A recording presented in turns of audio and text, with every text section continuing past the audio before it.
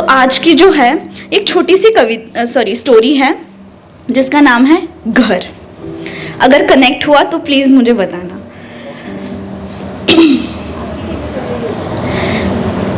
मैं एक राही हूँ।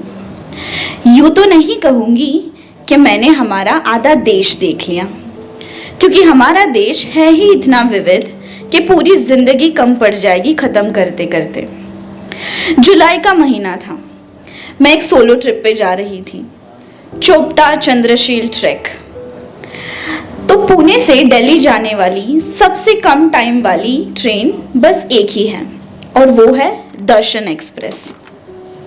मेरी एक बहुत बुरी आदत है कि मैं कभी टाइम से नहीं पहुंचती हूँ, और उस दिन भी वही हो रहा था।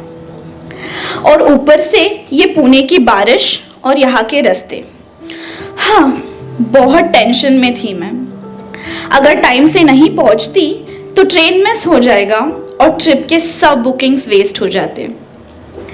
ट्रेन होता है हर संडे सुबह 11:10 पे, और मैं रेलवे स्टेशन पहुंची 11:12 पे। खैर, ट्रैक पे जा रही थी तो ज़्यादा लगेज था नहीं, और मैंने फटाफट अपना रक्सैक उठाया एंड प्लेटफॉर्म की तरफ भागने लगी। भागते वक्त मैंने देखा कि मेरे बगल में मेरी जैसे ही एक और लड़की भाग रही थी।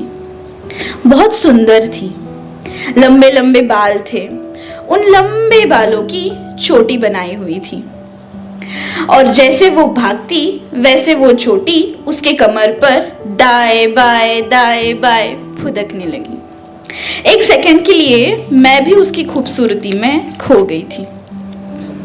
फिर मैंने अपने आप को बोला, ऑर्नेला फोकस, लेट हो रहा है, जल्दी भाग।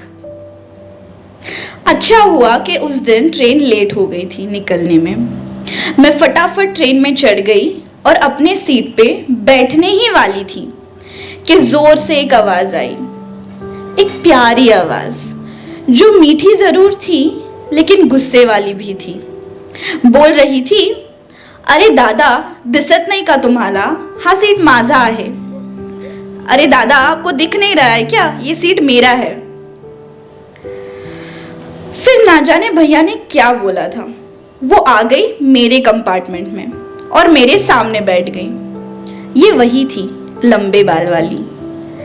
मैंने उससे खुद पूछा नहीं, लेकिन उसने बता ही दिया।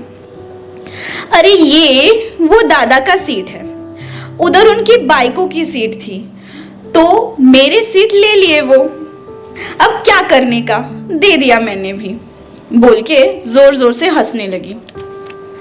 अब 19 घंटे इस लाउड स्पीकर को मुझे झेलना था, तो मैंने उसका नाम पूछ दिया। वो बोली, मेरा नाम अवनी है, आपका क्या नाम है? मैंने फिर उसको बोला, मेरा नाम ऑर्नेला है। फिर मैंने उसको पूछा कि वो दिल्ली क्यों जा रही थी। वो एक बड़ी स्माइल के साथ बोली, मैं अपने घर जा रही हूँ, दिल्ली। मुझे उसके एक्सेंट से लग नहीं रहा था कि वो दिल्ली से है।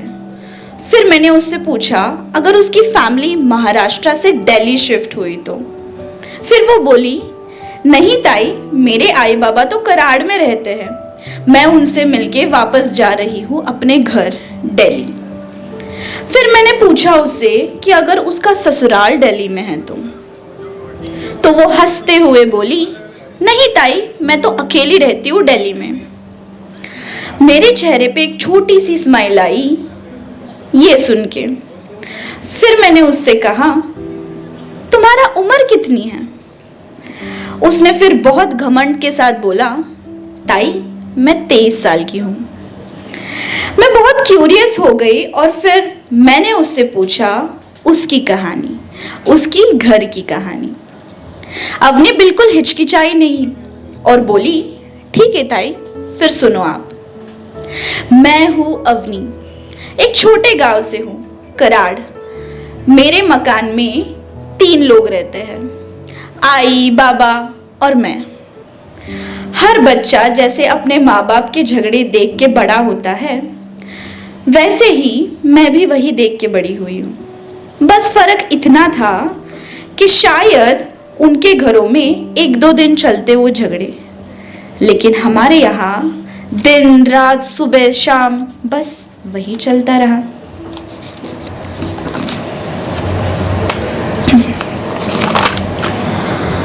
पढ़ाई करने बैठती तो समझता नहीं कि पढ़ाई पे ध्यान दूं या जाके बाबा का हाथ पकड़ लूं आई पे उठने से पहले।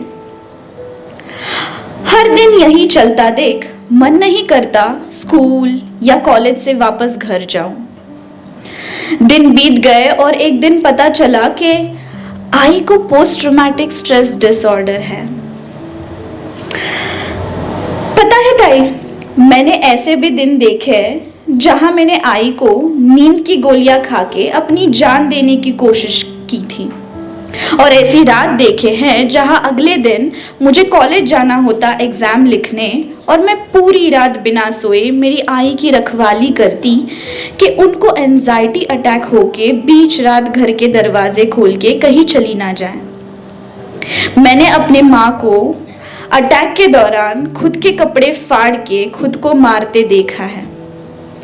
आज भी जब आई बाबा से मिलने आती हूँ तो लगता ही नहीं मैं घर आई हूँ। घर एक ऐसी जगह जहाँ सुकून हो, जहाँ शांति मिले, जहाँ हर दिन लड़ाई हो, वो तो मकान ही हुई ना ताई। घर तो मुझे वो एक छोटा सा कमरा लगता है जिसमें मैं दिल्ली में रहती हूँ किराए पे। वो ऐश और आराम उसमें नहीं है, लेकिन जब काम से थक के आती हूँ तो सुकून की नींद लगती है।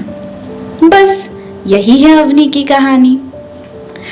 वो मासूम दिखने वाली 23 साल की लड़की जो बड़ी सी स्माइल लेके मुझे ये कहानी सुना रही थी, लगा ही नहीं था कि वो बड़ी स्माइल के पीछे इतना दर्द छुपा था। अब अवनी को उसका घर मिल गया है, तो क्या आप सबको भी अपना घर मिला है? क्या बात।